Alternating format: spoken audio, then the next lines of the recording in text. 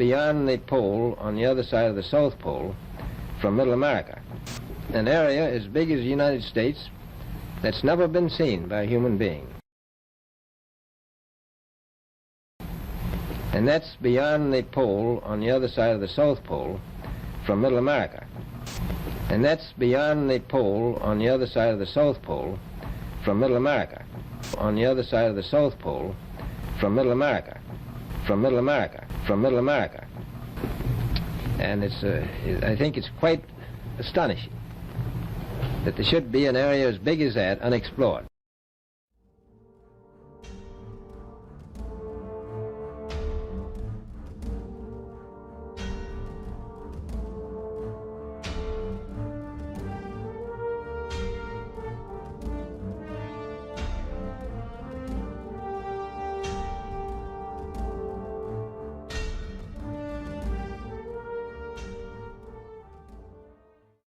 Leaked maps and documents allegedly obtained by the KGB, and if accurate, the Russians believe that a high-tech German faction did not surrender and not only escaped to Antarctica, but were responsible for many of the flying saucer sightings of the late 40s and early 1950s.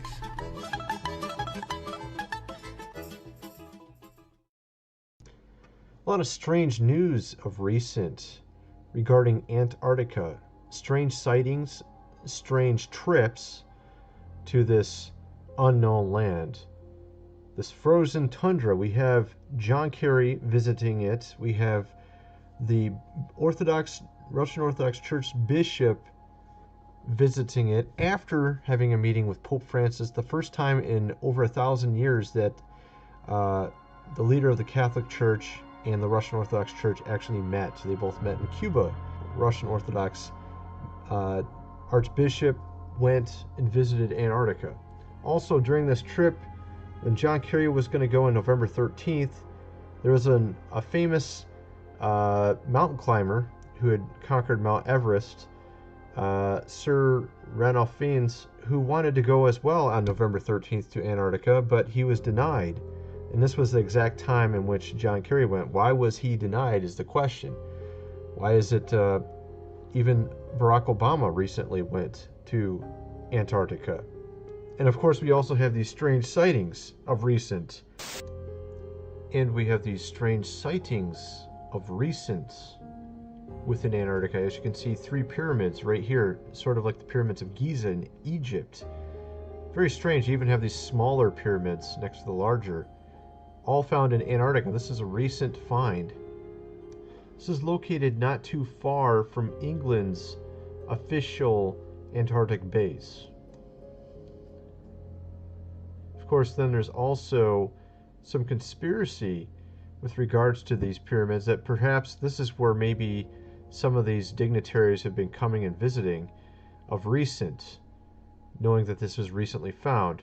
Of course, we know the past of Nazi Germany visiting the Antarctic, bringing in many ships, building some sort of secret base in Antarctica. And of course, we also have Operation High Jump with Admiral Byrd coming in, and we don't exactly know what occurred there, but shortly after, we have this Antarctic Treaty for which no one now can easily go to Antarctica, that it's banned that anybody can go there unless they have some sort of scientific reason to be there and they get approved. It's just kind of strange, right? You have all these strange things that all connect together.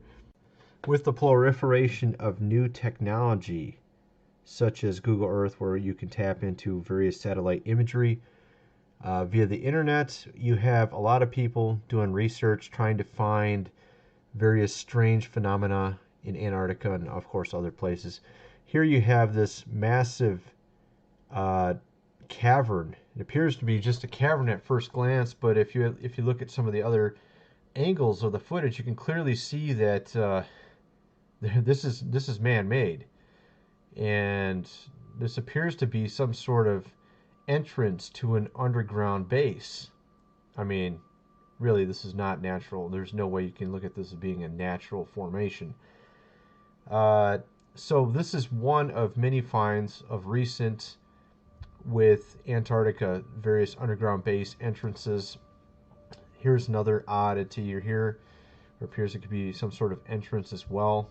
It was broadcast in Russia, May 2006.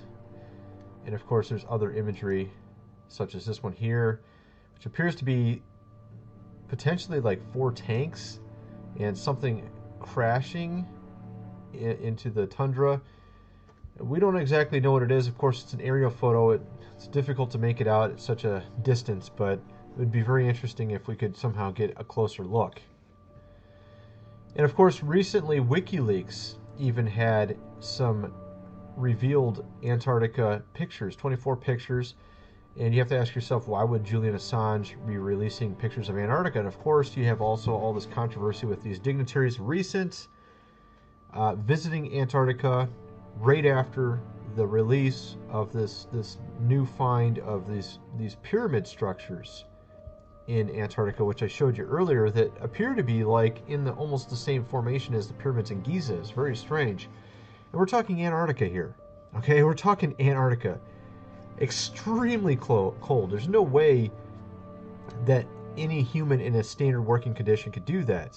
And of course, if you check into some of the mere costs of living in Antarctica, it's just insane. Okay, we're talking a gallon of gas in Antarctica costs $30. Okay, there's some people I've read about their living in Antarctica and the costs associated with various things. Basically, everything costs 10 times as much there. So you could imagine just how much manpower it would take to build these pyramids. It's just insane just to think about. And of course, there's this secret history of its past, to where if you look at some of these older ancient maps, it shows Antarctica as actually being far less covered with ice. So obviously this ice is more of a recent thing over the last so many thousand years. Perhaps in the ancient past, Antarctica wasn't covered by ice. And so it's really interesting to look into all this.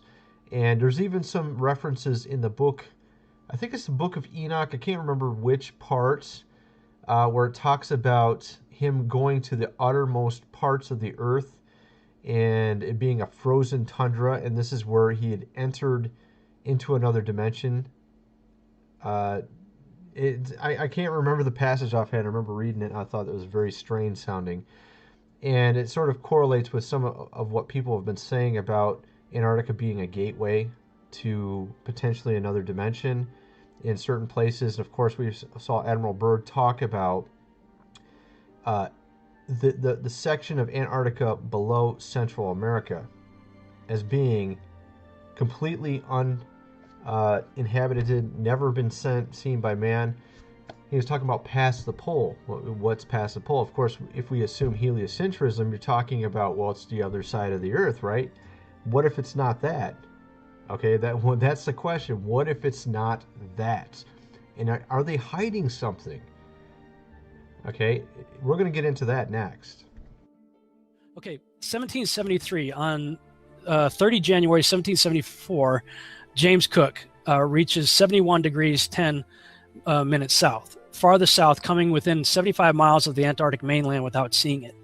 Okay, later reports said that during 3 voyages lasting 3 years and 8 days, Captain Cook and crew sailed a total of 60,000 miles along the Antarctic coastline, never once finding an inlet or path through or beyond the massive glacial wall. So the other question is, well, how come ships don't go off the sea if it's flat? How come ships don't fall off the edge? Well, here's why you don't fall off the edge. There's a 200 to 300 foot high wall that is the coastline of Antarctica. It's the border that Scripture says is keeping everything in. Nothing's going past that. But yet the Earth is 25,000 miles in circumference, allegedly. It took him 60,000 miles to circumnavigate Antarctica. This guy Shackleton goes down there on the, and I think I put this in my original blog. He goes down there on the name of the ship is the Nimrod. He goes down there on the Nimrod, and it's called the Nimrod Expedition. I'm like, seriously? Okay, Nimrod's goal was to reach into heaven, right? Yeah, the Nimrod expedition. So you can click on the link I got there and read all about the Nimrod expedition, British Antarctic expedition, otherwise known as the Nimrod expedition. And it was on the name of the ship was the Nimrod right here. Okay. Nimrod was trying to reach into heaven by going up. Could it be that these guys are trying to go out, try to find the ground floor? I don't know, but I mean, why do you? And this is what really got me is they did so in 1908. 1908. I'm like, really? 1908? Seriously? 1908 is when Nimrod was born, according to my other. Let me see. What I put in here. This is one of my other blogs. Yeah. Okay. The 350 post-flood years of Noah's life. This is a chart I did last year, and the follow-up chart, the Nimrod-Abraham timeline. Nimrod was born in 1908 AM, or years since creation.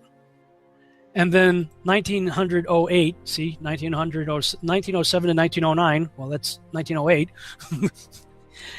Nimrod went to Antarctica.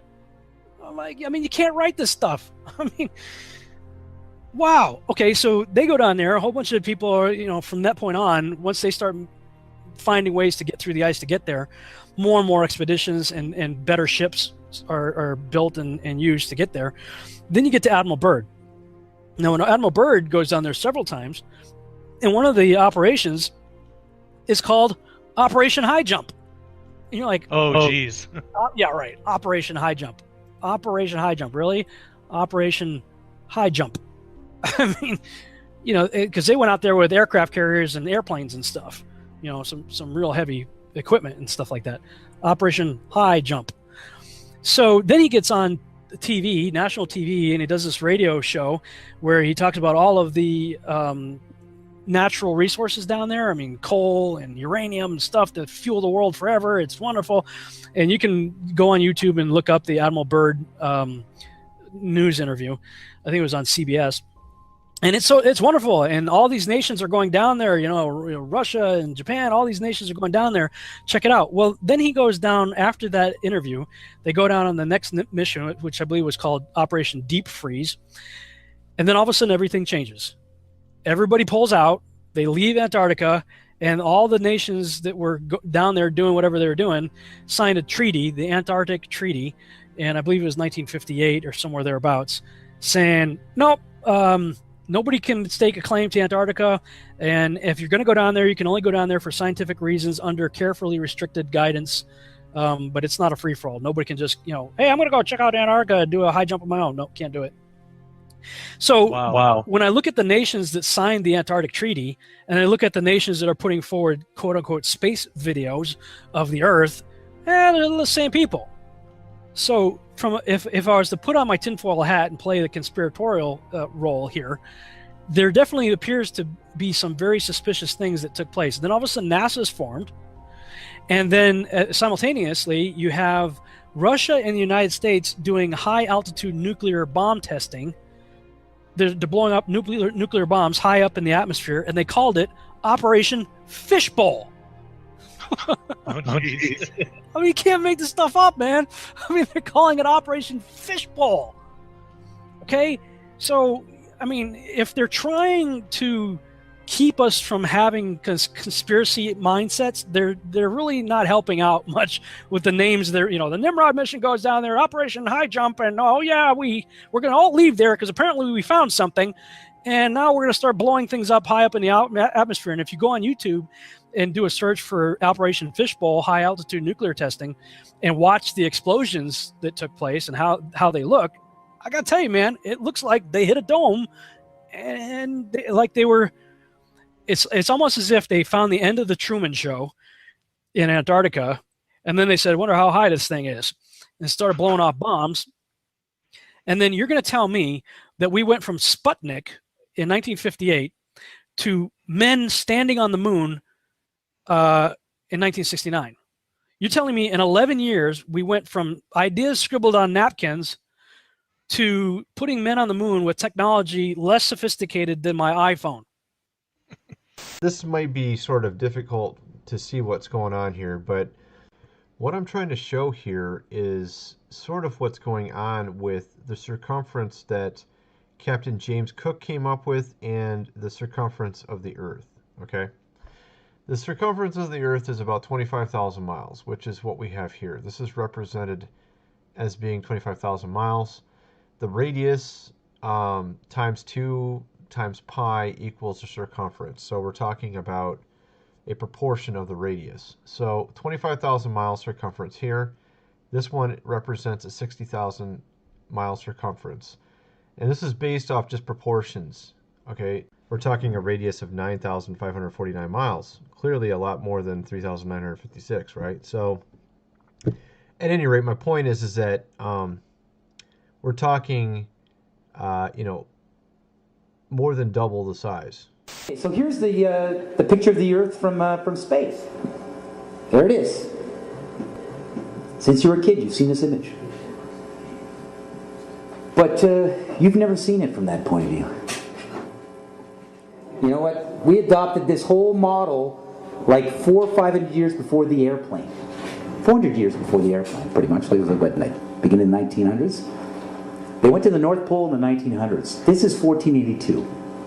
Nobody went to the top of the globe, to the bottom, or flew up, or built a skyscraper until, it's funny, back in the 60s when they went to the moon, this is the first time we actually had like an instrument of flight to actually go high enough to actually fucking check out if what we agreed to 500 years ago was real.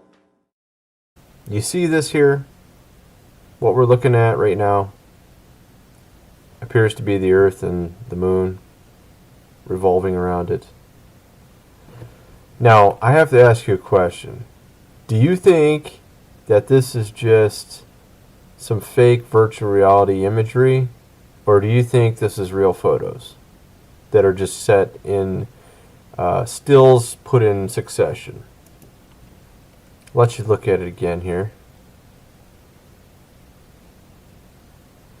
Do you think that this is something someone made in virtual reality, or do you think these are real photos that are just put in succession? Okay, well, I showed my wife this, and she thought it was completely fake. And that was before I told her that this is NASA's latest photo. This is literally NASA's latest photos.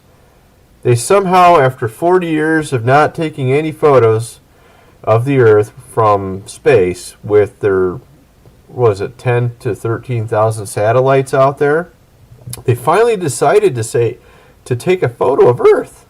40 years after the fact, after all the Apollo missions, they finally said, wow, we finally are able to clear out of space and we could just take a photo. Finally! 40 years after the fact, because it's so hard to take a photo when you got 13,000 satellites out in space. And this is what they gave us. Now, is it just me, or do they think we're stupid? Because that is the fakest thing I've ever seen in my life. I mean, seriously, give me a break. I think I could do a better job myself. I am not joking. I actually think I could.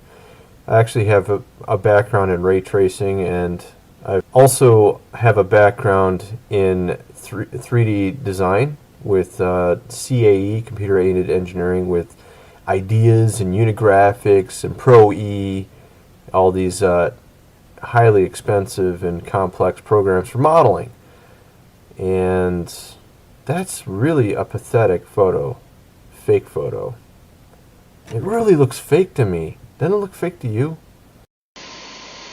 This is not news. This is not an anniversary. Well, actually it is. We found a very unique reel of footage that we have queued up to show you. Yeah. And it's from the mission. And to our knowledge, no one has ever seen it before. Mm. And it's 30 years old. And you want me to see this while you have me on camera? Well, and to tell us what it is. I mean, it's... Well, I don't know why I should do that. It's a very unique footage. It may be that I need to see it, and then we sit down and we talk about it. I think when you see the footage, you'll see that it's very extraordinary, one of a kind, behind the scenes type of footage. Yeah. Well, if it is, why do you have access to something that no one else has seen before? Serendipity, I guess. And it was recorded on the 18th Of what? of July, 1969. Apollo 11, Houston, Goldstone says that the TV looks great. Over. Do you remember this? On the 18th? Sure. Okay, Hello, Apollo 11, Houston, Goldstone says that the TV looks great. Over. Sure. Okay, Roger, we're nothing in on Earth. Roger, Neil, we just wanted a narrative such that we can, when we get the playback, we can sort of correlate what we're seeing. Thank you very much. Well, we shut out the sun coming in some of the other windows into the spacecraft, so it's looking through the number one window, and there isn't any reflected light. And we only have one window that has a view of the Earth, and it's filled up with the TV camera. South America becomes invisible just off beyond the terminator or inside the shadow. We can see the oceans with a definite blue cast, see white bands of major cloud formations across the Earth. Roger, the AGC is working real well. The F-22 looks good, over. Hello, Apollo 11, Houston, did you copy, over? Roger, we copied, Charlie. Roger, your transmissions the last couple of times have been about 2 by, over. Okay, how do you read me now? Right, you're 5 by now.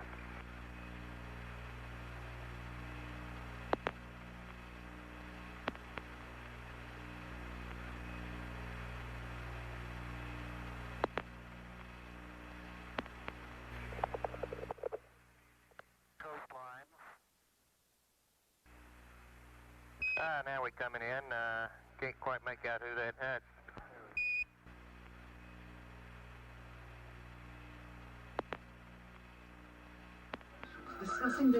What is your proposition? That we didn't go to the moon? I know for a fact that you did. I know for a fact that you did not. You know for a fact that we did not. That's correct. And you'll see this tape proves that. Okay, well, I'm not interested in satisfying your suppositions when there's all this evidence that we did. This proves, as you'll see, that you're using